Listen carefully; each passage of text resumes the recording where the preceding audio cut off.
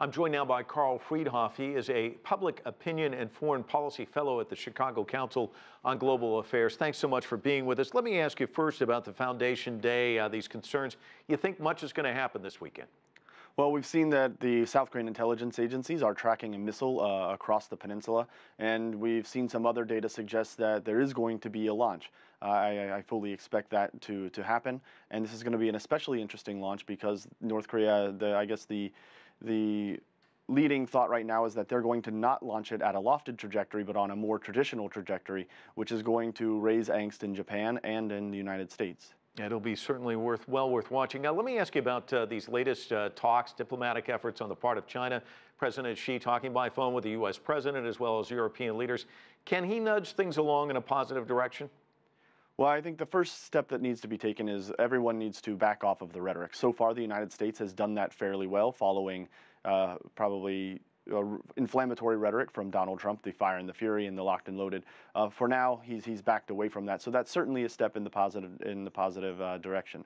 But in terms of China, I think what we're going to need to see to really move things along is an enforcement of sanctions. We heard earlier that China says that they're going to do this and line up with the UN, but they've said that in the past, and frankly, they failed to live up to that.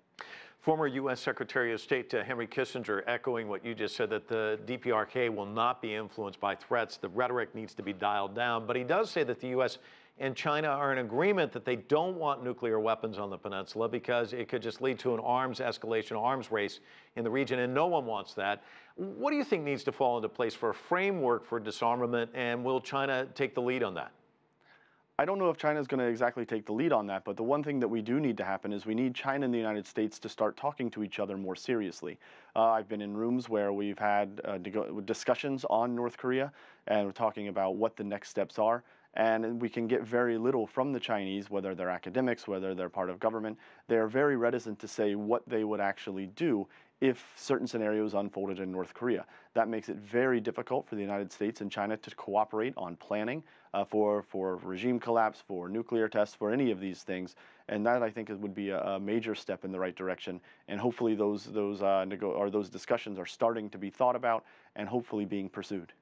Karl, are there any takeaways from the six-party talks that led to the Iran deal? I mean, is there anything there, like a nugget, that can be used at all? Well, I think if you're going to kind of compare this to the Iran deal, the big takeaway is that we had a country like Iran that was willing to make a deal and so far stick by it. That's something we've always lacked in North Korea. There were, under previous negotiations, there was a time where there was a deal in place. But when that deal was in place, we saw North Korea go and have a clandestine enrichment program, which the United States later called them on in 2001-ish or 2002. And then we got into this kind of escalatory situation. So the lesson here is that if there's going to be a negotiation, we need to be sure that North Korea is going to stick to any deal that is made. And right now, there's no indication that they will do so.